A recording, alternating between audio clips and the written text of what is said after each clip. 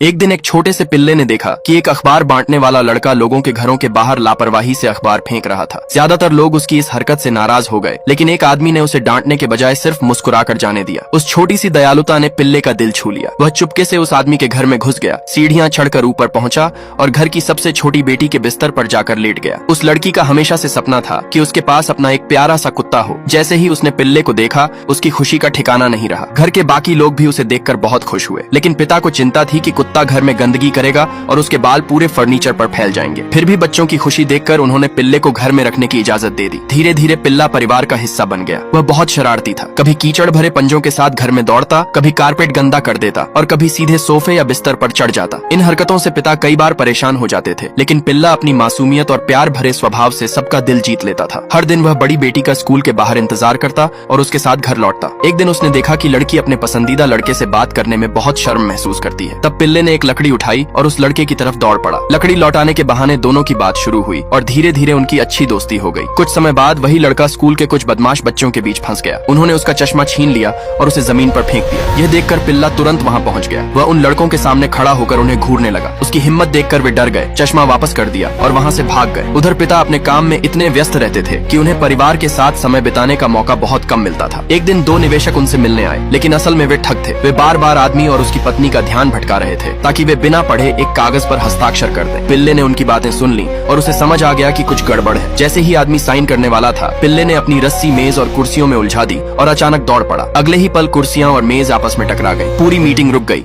और वह धोखाधड़ी वाली डील भी वहीं खत्म हो गई। समय बीतने के साथ बच्चों ने पिल्ले की जिम्मेदारी खुद उठानी शुरू कर दी। बेटा सुबह जल्दी उठकर उसे घुमाने ले जाता, बड़ी बेटी उसे नहलाती और छोटी बेटी हर दिन उसके खाने का ध्यान रखती। वे अपने पिता के लिए भी नाश्ता बनाने लगे। भले ही वह नाश्ता हमेशा स्वादिष्ट नहीं होता था, लेकिन बच्चों की मेहनत देखकर पिता का दिल खुश हो जाता था। तब उन्हें एहसास हुआ कि पिल्ला सिर्फ शरारतें और गंदगी ही नहीं लाया था। उसकी वजह से बच्चों ने जिम्मेदारी निभाना सीखा, एक दूसरे की परवाह करना सीखा और प्यार बांटना भी सीखा। आखिरकार पिता समझ गए कि यह छोटा सा पिल्ला उनके परिवार की जिंदगी में सिर्फ खुशियां ही नहीं, बल्कि प्यार, अपनापन और नई गर्माहट भी लेकर आया था।